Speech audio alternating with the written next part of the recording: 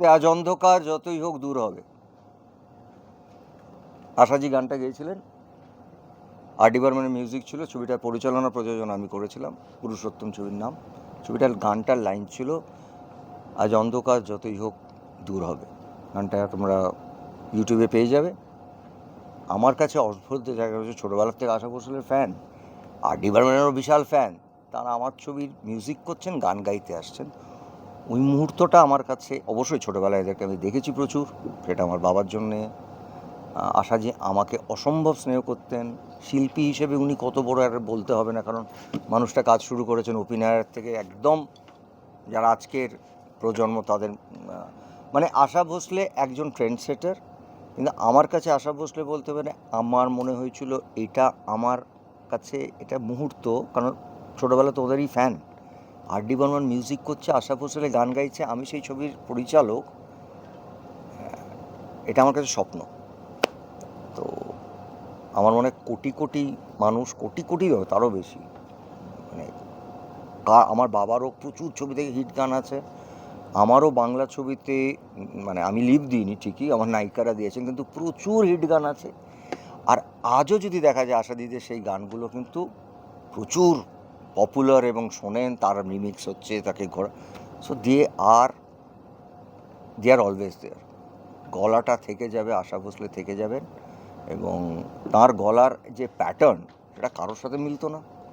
এটা একটা আলাদা আইডেন্টিটি তৈরি করেছিলেন আশাজি সেই সময় দাঁড়িয়ে, যে মানুষটা পিয়াতুর থেকে শুরু করে সব গান গাইছেন, বা ডিফারেন্ট টাইপের। সো এটা একটা বড় লস।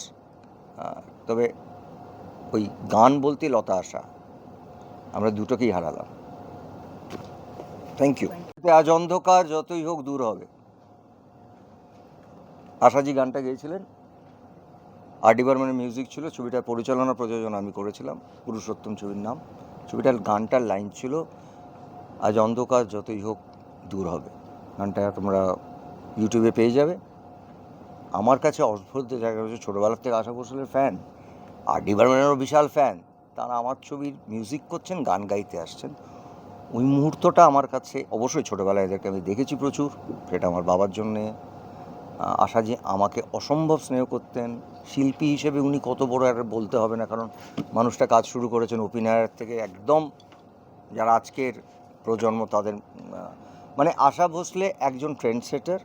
কিন্তু আমার কাছে আশা ভোঁসলে বলতে পারে, আমার মনে হয়েছিল এটা আমার কাছে এটা মুহূর্ত, কারণ ছোটোবেলা তো ওদেরই ফ্যান।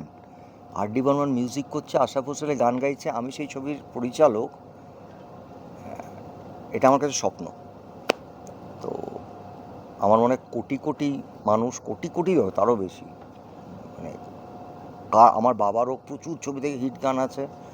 আমারও বাংলা ছবিতে, মানে আমি লিভ দিইনি ঠিকই, আমার নায়িকারা দিয়েছেন, কিন্তু প্রচুর হিট গান আছে। আর আজও যদি দেখা যায় আশা দিদির সেই গানগুলো কিন্তু প্রচুর পপুলার এবং শোনেন, তার রিমিক্স হচ্ছে, তাকে ঘোরা। So they are always there. গলাটা থেকে যাবে, আশা ভোঁসলে থেকে যাবেন, এবং তার গলার যে প্যাটার্ন সেটা কারোর সাথে মিলতো না। এটা একটা আলাদা আইডেন্টিটি তৈরি করেছিলেন আশাজি সেই সময় দাঁড়িয়ে, যে মানুষটা পিয়াতুর থেকে শুরু করে সব গান গাইছেন, বা ডিফারেন্ট টাইপের। সো এটা একটা বড় লস। তবে ওই গান বলতে লতা আশা, আমরা দুটোকেই হারালাম। Thank you. আজ অন্ধকার যতই হোক দূর হবে। আশাজি গানটা গেয়েছিলেন, আর ডি বর্মনের মিউজিক ছিল, ছবিটার পরিচালনা প্রযোজনা আমি করেছিলাম, পুরুষোত্তম ছবির নাম। ছবিটার গানটার লাইন ছিল আজ অন্ধকার যতই হোক দূর হবে। গানটা তোমরা ইউটিউবে পেয়ে যাবে। আমার কাছে অদ্ভুত জায়গা হচ্ছে, ছোটোবেলার থেকে আশা ভোঁসলের ফ্যান, আর ডি বর্মনেরও বিশাল ফ্যান। তারা আমার ছবির মিউজিক করছেন, গান গাইতে আসছেন। ওই মুহূর্তটা আমার কাছে, অবশ্যই ছোটোবেলায় এদেরকে আমি দেখেছি প্রচুর, সেটা আমার বাবার জন্যে। আশাজি আমাকে অসম্ভব স্নেহ করতেন।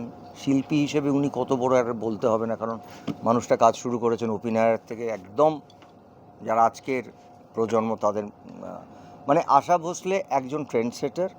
কিন্তু আমার কাছে আশা ভোঁসলে বলতে পারে, আমার মনে হয়েছিল এটা আমার কাছে এটা মুহূর্ত, কারণ ছোটোবেলা তো ওদেরই ফ্যান।